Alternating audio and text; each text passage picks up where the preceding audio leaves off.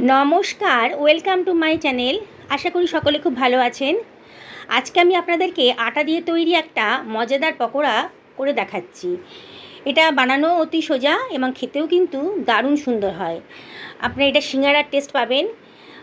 বাজারে সিঙ্গারা থেকে এটা অনেকই ভালো, কারণ এটা তো বাড়িতে বানানো হচ্ছে আর এটা যথেষ্ট হেলদি। আমি আটা দিয়ে এটা বানিয়েছি। আপনারা দেখুন, রেসিপিটা খুবই সোজা। ভালো লাগলে লাইক করবেন, কমেন্ট করে জানাবেন যে কেমন লাগলো। আশা করি আপনাদের খুবই ভালো লাগবে। এটা বানানোও খুব সোজা, আর বাড়িতে থাকা সামান্য কিছু উপকরণ দিয়ে এটা তৈরি হয়ে যাবে। আপনি এটা বিকেলের জলখাবার, সকালের জলখাবার, বাচ্চাদের টিফিনেও এটা দিতে পারবেন। এটা এত সুন্দর যে বলে বোঝাতে পারছি না আপনাদেরকে। আপনারা দেখুন এটা শেষ পর্যন্ত, আর দেখতেও কত চমৎকার দেখুন। এই জন্যে আমি 2 বাটি মতন আটা নিয়ে নিয়েছি, আর দিয়ে দিলাম প্রয়োজন মতো নুন। দিয়ে আমি ভালো করে নুনের সঙ্গে আটাটা ভালো করে মিশিয়ে নিচ্ছি। যেমন বাড়িতে নর্মাল যে আমরা আটা দিয়ে রুটি খাই, প্রতিদিনকার রুটি খাই, সেরকমই মাখবো। খুব বেশি নরমও হবে না, খুব বেশি শক্তও হবে না। দেখুন, এবার আমি এটা ঢাকা দিয়ে রাখছি। স্টাফিংটা আমি এবার তৈরি করে নিচ্ছি। এই জন্যে আমি 4টে মিডিয়াম সাইজের আলু নিয়ে নিয়েছি, খোসা ছাড়িয়ে ফেলেছি, জলে ভিজিয়ে রেখেছি আলুটাকে। এবার গ্রেটারের এই পোর্শনটা দিয়ে আমি আলুটাকে ঝিরিঝিরি করে কেটে নিচ্ছি। দেখুন দেখুন বন্ধুরা, এবার আমি জলে আলুটাকে ভালো করে কষলে কষলে ধুয়ে নিচ্ছি, স্টার্চটা যাতে আলুর স্টার্চটা বেরিয়ে যায়। নিয়ে আমি আবারও অন্য একটা পাত্রে জলের মধ্যে আলুগুলোকে দিয়ে দিচ্ছি। বারবার ধুলে কিন্তু স্টার্চটা বেরিয়ে যাবে। আমি আবারও ভালো করে কষলে কষলে ধুয়ে নিচ্ছি।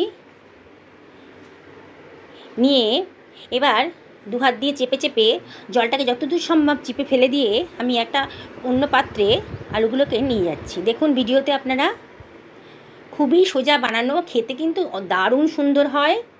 এবার আমি 2খানা পেঁয়াজকে কুচি করে রেখেছিলাম, দিয়ে দিলাম আলুর ভেতরে। দিয়ে দিলাম খানিকটা কাঁচা লঙ্কা, দিয়ে দিলাম একটুখানি চিলি ফ্লেক্স, দিয়ে দিলাম একটুখানি গোলমরিচের গুঁড়ো, আর দিলাম 1 টেবিল চামচ মতো চাট মশলা, আর খানিকটা ধনেপাতা কুচি দিয়ে ভালো করে এগুলো মিশিয়ে নিচ্ছি। একটু ভালো করে মিশিয়ে নিতে হবে।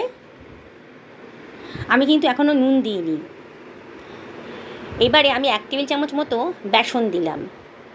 বেসন দিয়ে এবার আমি নুনটা দিলাম। নুন দিলেই কিন্তু আলু থেকে আর পেঁয়াজের থেকে জল বেরিয়ে আসবে, সেই জন্যে বেসনটা দিলাম। সেই জন্যে নুনটা কিন্তু বেসনটা অ্যাবজর্ব করে নেবে। এইবার আমার যে আটাটা মাখা হয়েছিল, আমি আরেকটু মেখে নিচ্ছি।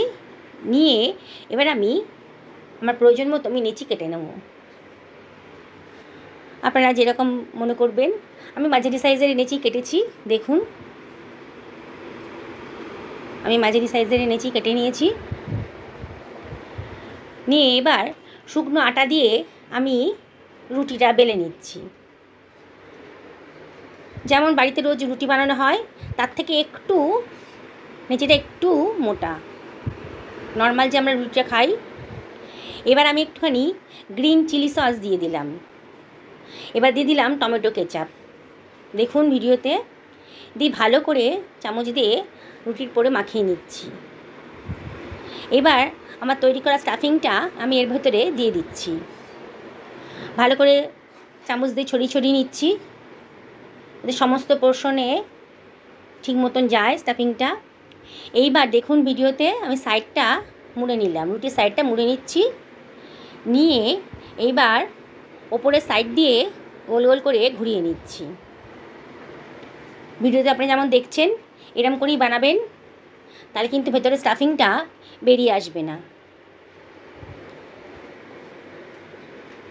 এটা আটা দিয়ে বানানো, প্রচণ্ড হেলদি এটা।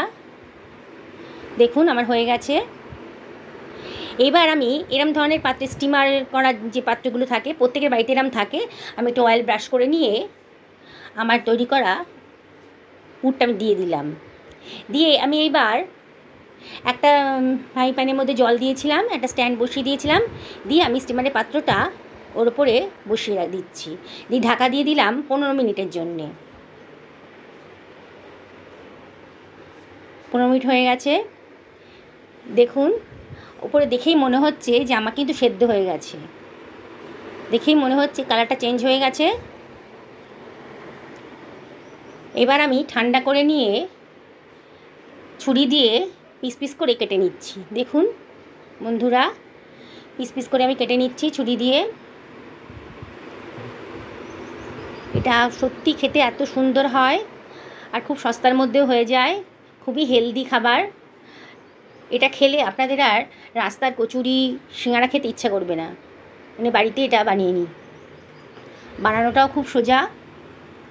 দেখুন, আপনারা যদি অয়েল ফ্রি খেতে চান তাহলে কিন্তু এটাই খেতে পারবেন। আমি এটা ফ্রাই করব বলে 1 বাটি মতন ময়দা নিয়ে নিয়েছিলাম, একটু নুন দিয়েছি, একটু চিলি ফ্লেক্স দিয়েছি, আর দিয়েছি 1 টেবিল চামচ মতো সাদা তিল। ভালো করে মিশিয়ে নিলাম, নিয়ে অল্প অল্প জল দিয়ে একটা পাতলা ব্যাটার তৈরি করে নিচ্ছি। অল্প অল্প জল দিয়ে ভালো করে ঘেঁটে নিচ্ছি যেন কোনো লাম্পস না থাকে। আমি একটা পাতলা ব্যাটার রেডি করে নিচ্ছি। এইবার আমার তৈরি করা পকোড়াগুলো আমি এর মধ্যে চুবিয়ে, তারপরে আমি দেখুন আমি তেল গরম করতে দিয়ে দিয়েছি, আমি এটা ফ্রাই করতে দিয়ে দিলাম। আবার ময়দার মিশ্রণে চুবিয়ে, ময়দার ব্যাটারে চুবিয়ে আমি আবার এগুলোকে ডিপ ফ্রাই করছি। আপনারা ইচ্ছে করলে কিন্তু শ্যালো ফ্রাইও করতে পারবেন, কিংবা অয়েল ফ্রি যদি খেতে চান তাহলে কিন্তু এটাও খাওয়া যেতে পারে। এবার আমি ভালো করে এপিট ওপিট করে উল্টে পাল্টে ভালো করে ভেজে নিচ্ছি। পুরো আপনি এটা খেলে পরে পুরো সিঙ্গাড়া কচুরির স্বাদটা পাবেন। বানানোটাও এত সোজা।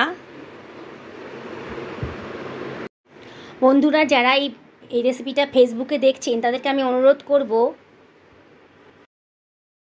ফেসবুক পেজ নাম হচ্ছে টকঝাল মিষ্টি পেজটাকে ফলো করার জন্যে। আর যারা ইউটিউবে দেখছেন তাদেরকে আমি অনুরোধ করব আমাকে সাবস্ক্রাইব করার জন্যে। পুরনো বন্ধুদের অনেক ধন্যবাদ আমার পাশে থাকার জন্যে। তারা লাইক করবেন, কমেন্ট করে জানাবেন কেমন লাগলো। বন্ধুরা দেখুন আমার ফ্রাই হয়ে গেছে। আমি এবার তেলটা যত সম্ভব ঝরিয়ে ঝরিয়ে তুলে নিচ্ছি।